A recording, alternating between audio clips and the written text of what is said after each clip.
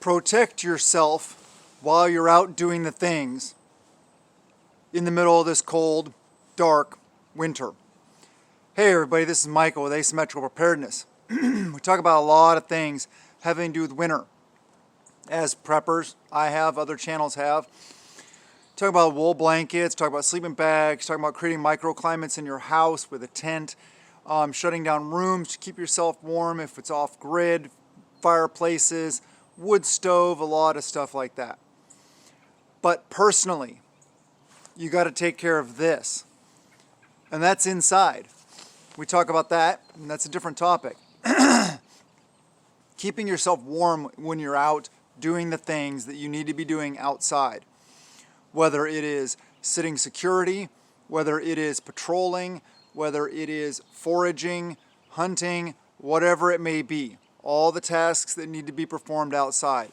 Taking care of the garden, if you still have anything left in your garden. What about going out and taking care of your animals? Gathering those eggs, taking care of the chickens, the goats, whatever it is you have. You're going to be outside. You're going to be a lot more active in an SHTF scenario. So, you need to dress yourself properly. What does that mean? Keep yourself warm. You can go throw on some big massive coat that would keep you warm. Yes, true, you can. But in a survival situation, because we all need to be thinking about that. Okay, if I'm out working in my yard on my property, I can throw a big coat on and go outside, and when I start getting hot, I can take it off. And then I'll be kind of cold, but maybe I'm working enough to keep myself warm with body heat.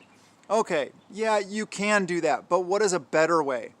A much better way is layering, proper layering of your clothing. Because in a survival situation, if you don't have access to rewarming, to a place to rewarm yourself, or to stop what you're doing if it starts getting dangerous, and then go in and stay warm, say you're out and you're bugging out, and you're in the middle of the woods, or you're out hunting overnight, or camping, or whatever it may be, and you don't have a very good option to stay warm overnight. You're basically going to have your clothes, sleeping bag, stuff like that. What you don't want is you don't want to be wearing a bunch of clothing, working, getting hot and sweating. Because then at night, when you're cooling off, after your body cools down from that work, that sweat is going to be sitting there. It's going to make your clothing wet, and then you're going to freeze. It's conduction and convection, basically, are the two ways you can lose body heat. Conduction is touching you, like air is touching my skin right now. That's conduction. Actually, if I'm touching an object, that's conduction. Say I'm touching this and it's cold. Well, the heat is conducting away from my skin by touching it. Convection is the air. The cold air taking the heat out of things.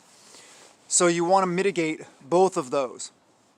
Everybody thinks the obvious things. Layering your clothes. Yes, like this. Shell. And then I have a grid fleece.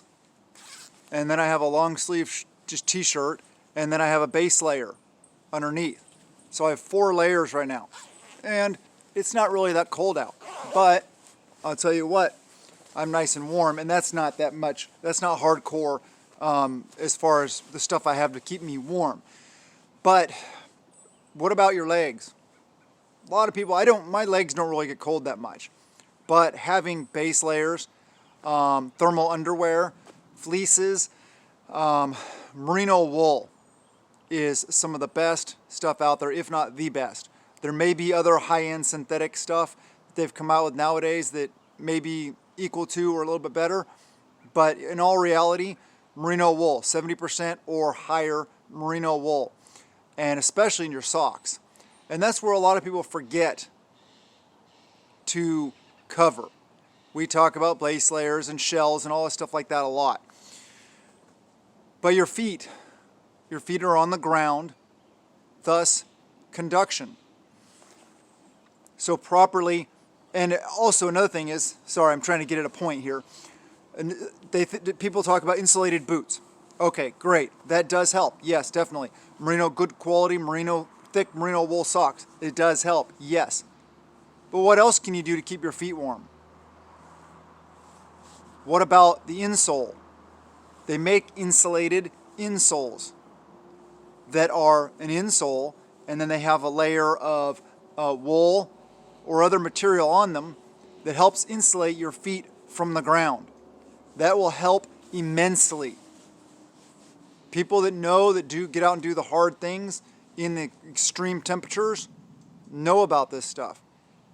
So look into it. If you're in an area where it gets extremely cold, you may already know about it. If not, look into insulated insoles, insulated boots, merino wool socks, layering systems, so that I can be out working, and if I start getting too hot and I start to sweat, I can take a layer off.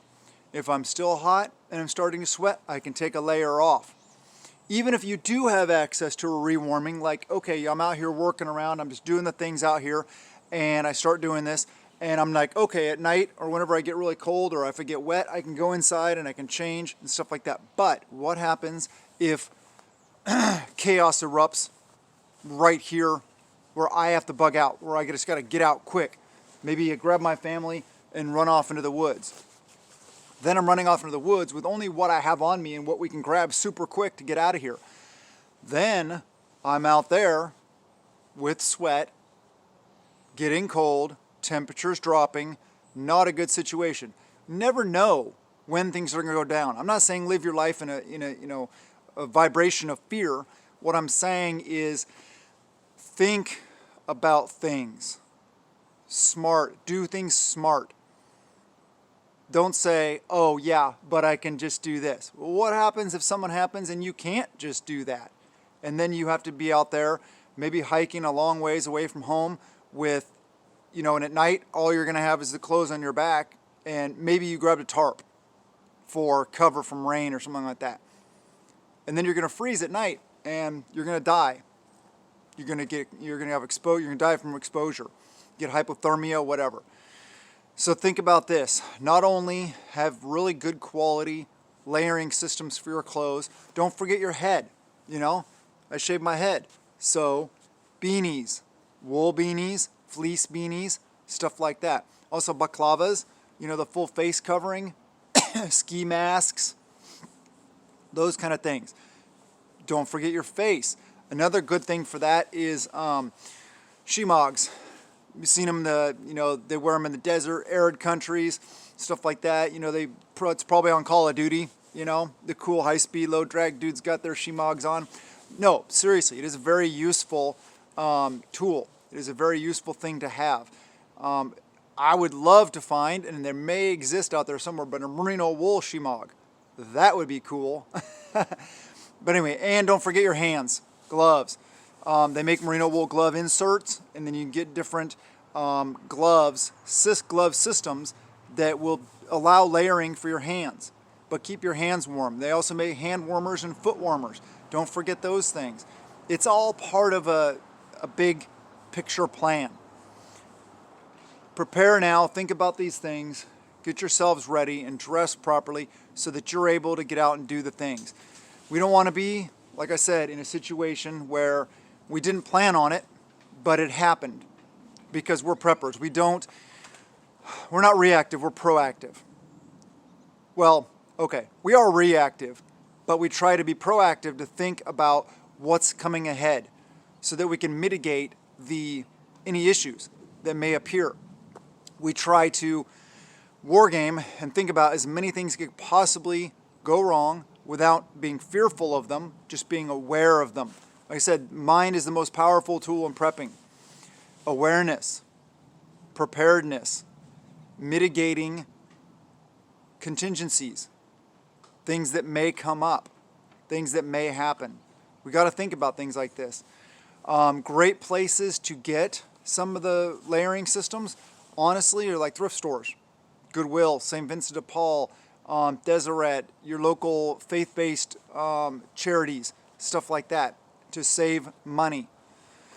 Also, you can shop the sale racks and stuff like that at different stores, Bass Pro, Cabela's, Sportsman's Warehouse, different places like that. You can also order them online.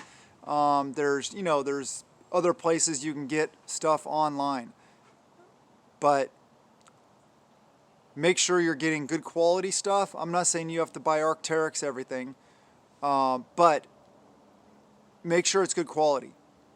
And that merino wool, I tell you what, yes. And why merino wool instead of regular wool? Because merino wool is a lot softer. It's not as itchy. That's the main reason. Basically, it's the only reason. And why wool? Because wool, even if it's wet, will keep you warm. Probably already know that, but that's just a little nugget. And just dress properly, please.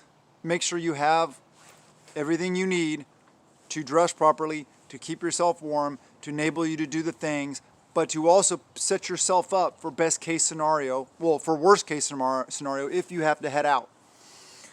I love you guys, and remember that prepping is living insurance. Please subscribe, hit the like button, comment below, ring the notification bell, and share the videos.